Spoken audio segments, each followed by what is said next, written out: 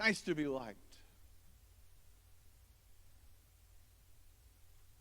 But sometimes we're going to have to submit. And the hardest thing to do today in today's society is submit our life to Christ. There's so much distraction. As we saw Bella and saw her great video, and I mentioned how proud I am of her, of the stand that she takes at school, and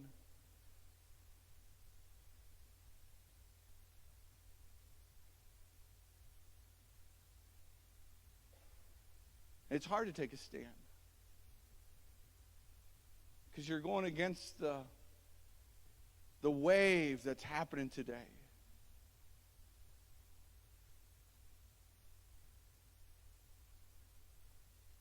And to be a young person on a narrow road when everybody else is on the broad road, that's hard.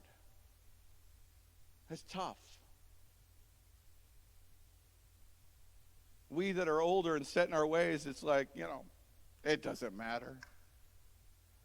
But when you're young, and the whole world's telling you you're wrong, but you're willing to submit your life to God and stand for God, and stand for His righteousness, and stand for holiness, and stand for what you believe. I want to tell you something. We need to applaud those young people. We need to be proud of them. We need to tell them how proud we are of them. Because we're living in a time that everybody wants to do the other way and live the other thing.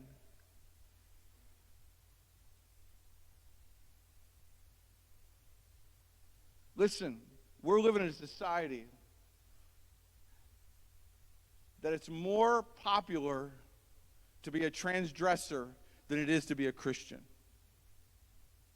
And let me ask you a question. Is that not messed up?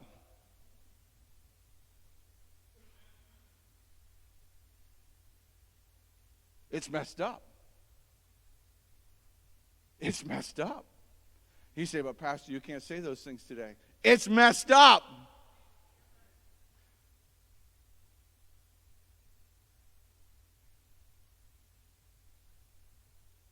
And if one of our young people wear a shirt into school that says Jesus Christ on it, they're asked to remove it.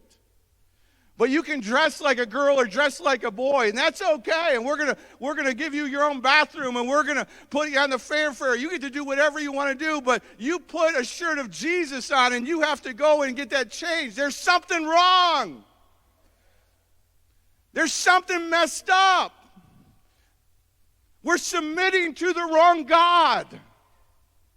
We're submitting to the God of this world, and I want to tell you something, church. We need to rise up and stand up and say enough is enough, because I want to tell you something. We're going to lose the next generation if we do not.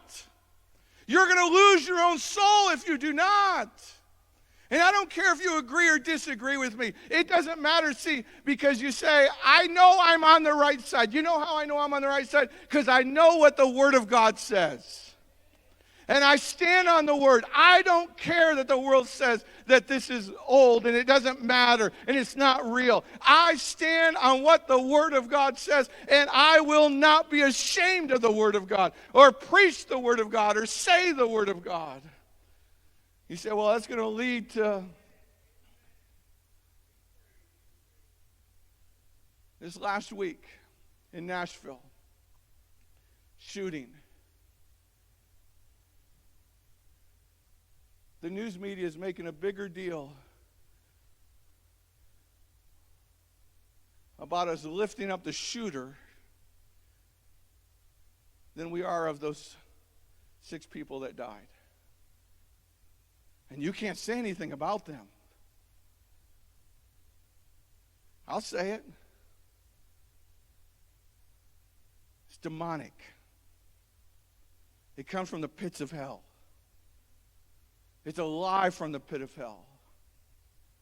It's saying God did not know what He was doing when He created you. God knew exactly what He was doing. And this insanity that we're having today, and this insanity, I just read an article where the parents are saying, well, we're not going to say if it's a boy or a girl when they're born. It's a they. You've lost your mind. I can tell you, I can look pretty quick and say, no, that's a boy, that's a girl. Oh, well, they need to figure out what they want to be. No, God already determined what they're going to be. And this insanity of letting 5 and 6 and 8 and 12 and 14-year-olds decide this or that and castrate themselves and do all of this garbage to themselves. I want to tell you something. We should be ashamed of ourselves as a country, as a nation that's allowing this garbage to happen to our children. It's abuse. And we need to submit to God and get back under the God's way, because I want to tell you something. We're losing ourselves. We're losing our nation. We're losing the next generation. But you know, you wear a shirt that says Jesus and you're going to ask to remove it. We can't be silent. You say, well, Pastor, we need to love one another. Yes, we need to love one another. But I don't need to accept the garbage. That's for me and my house. For me and my house. It's insanity. Someone asked me one time, well, what if that was your child?